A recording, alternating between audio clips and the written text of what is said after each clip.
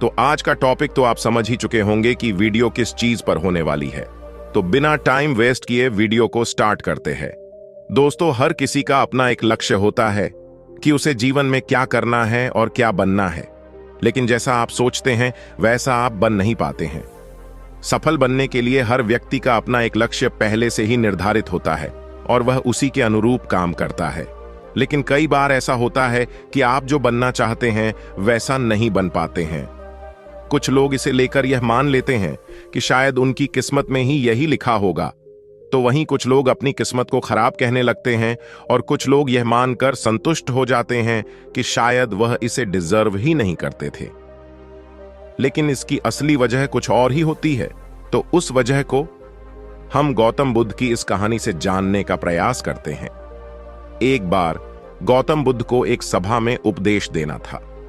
सभा में करीब 100 से भी ज्यादा लोग उपस्थित थे और उनका इंतजार कर रहे थे। कुछ देर बाद गौतम बुद्ध आए, लेकिन बिना कुछ कहे ही वहां से चले गए। बुद्ध का ऐसा व्यवहार देख सभी हैरान रह गए, लेकिन किसी ने उनसे कुछ नहीं कहा। अगले दिन फिर से सभा का आयोजन हुआ, लेकिन आज सभा में उपस्थित लोगों की संख्या घटकर 80 हो गई थी। और आज भी बुद्ध ने ऐसा ही किया।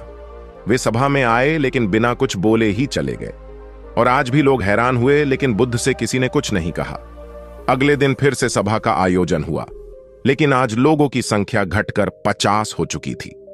और रोज की तरह बुद्ध फिर से सभा में आए और बिना कुछ बोले ही वहां से चले गए। और आज भी बुद्ध से किसी ने कोई प्रश्न नहीं किया।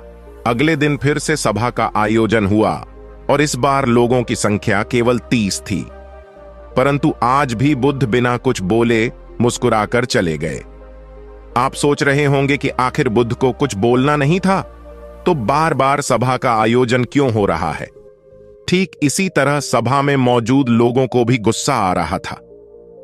अगले दिन फिर से सभा का आयोजन हुआ और आज सभा में केवल 15 लोग ही उपस्थित थे। लेकिन आज गौतम बुद्ध ने अपना स्थान ग्रहण किया और उपदेश देने के लिए बैठ गए। बुद्ध ने जिन 15 लोगों को उपदेश दिया, उन्होंने आगे चलकर बुद्ध के ज्ञान को अलग अलग दिशाओं में फैलाया। एक बार इन लोगों ने बुद्ध से प्रश्न किया कि सभा का आयोजन होने के बावजूद भी आप क्यों कई दिनों तक बिना बोले ही चले जाते थे? बुद्ध ने उत्तर दिया, मैं उन लोगों की खोज में था जो मेरे उपदेश को सुनने के लायक हों।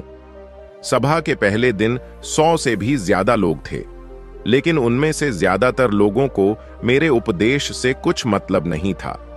इसके बाद जो लोग अगले दिन आए, उन्हें भी मेरे उपदेश से कोई मतलब नहीं था।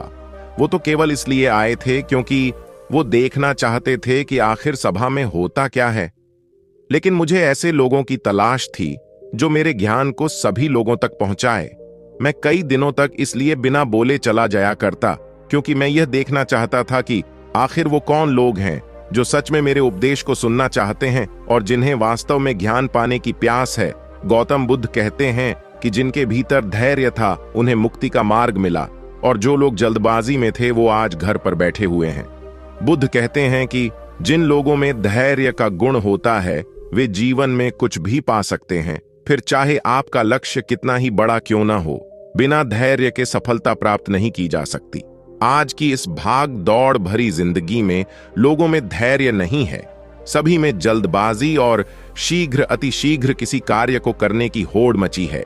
लेकिन गौतम बुद्ध बताते हैं कि अपने अंदर धैर्य लाने के लिए हमें निरंतर अभ्यास की जरूरत होती है, जिससे हम अपने भीतर के धैर्य को बढ़ा सकते हैं।